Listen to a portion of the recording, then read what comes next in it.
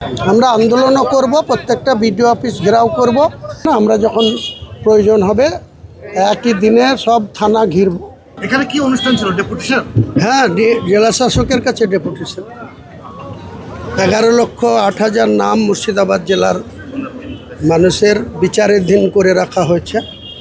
তার কাজ 100 জন বিচারপতি জেলা শাসকের উপস্থিতিতে তাদের নাম ভেরিফিকেশন করছে। কেন তাদের নাম বিচারাধীন রাখা হয়েছে, বিচারপতিদেরই দায়িত্ব দিয়েছেন সুপ্রিম কোর্ট।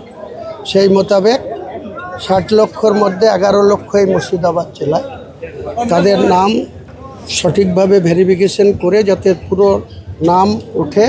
কারণ তারা 10 বছর, 15 বছর, 20 বছর ধরে ভোট দিয়ে আসছে। তারা ভারতীয় নাগরিক, তাদের জেনুইন ভোটার।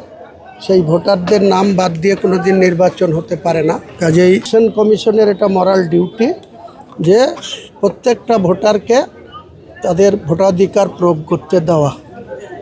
সেটার জন্য আজকের সেই দাবিতে, যাতে মুর্শিদাবাদ জেলার যে 11 লক্ষ মানুষের বিচারাধীন অবস্থায় রাখা হয়েছে, প্রত্যেকটা মানুষ প্রচণ্ড দুশ্চিন্তার মধ্যে তারা জীবনযাপন করছে। তাই সেই সব ভোটার তালিকায় নাম না ওঠা পর্যন্ত আমরা যাতে নির্বাচন না হয়, তাতে ডিউ টাইমে না হয়ে যদি দেরিও হয় তাতেও আমাদের আপত্তি নেই। কিন্তু গোটা বাংলায় 60 লক্ষ আর মুর্শিদাবাদে 11 লক্ষ নাম পুনরায় ভোটার লিস্টে সংযোজন করতে হবে।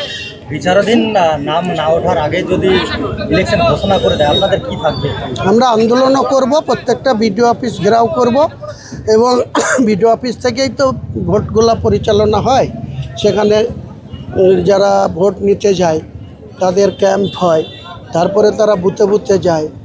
কাজে আমরা বিডিও অফিসগুলো ঘিরব। এই বহরমপুরে কষ্ট করে আসব না, আমরা প্রত্যেকটা বিডিও অফিসে ডেপুটেশন দেব, ঘেরাও করব।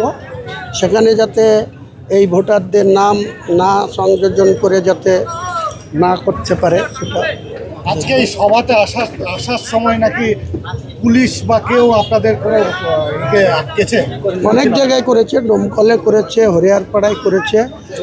হরিয়ারপাড়াতে তো গুন্ডামি করেছে, কিছু তৃণমূলের মস্তানকে ব্যবহার করা হয়েছে। আমাদের গাড়ি ফাড়ি যারা আসছিল তাদের কাছতে দেওয়া হয়নি। এসব করে তো আমাদেরকে আটকানো যাবে না। আমরা যখন প্রয়োজন হবে একই দিনে সব থানা ঘিরব, সেদিন কে কাকে আটকায় দেখা যাবে। পুলিশ প্রশাসন করেছে, তৃণমূল না? তৃণমূলকে সঙ্গে নিয়ে করছে, কারণ পুলিশের তো পুরস্কৃত হতে হবে, পোস্টিং পেতে হবে ভালোভাবে। আর তৃণমূলের দালালি না করলে তো তোলাবাজি করা যাবে না, এফআইআর করে টাকা লুটা যাবে না। এইসবের জন্য করছে।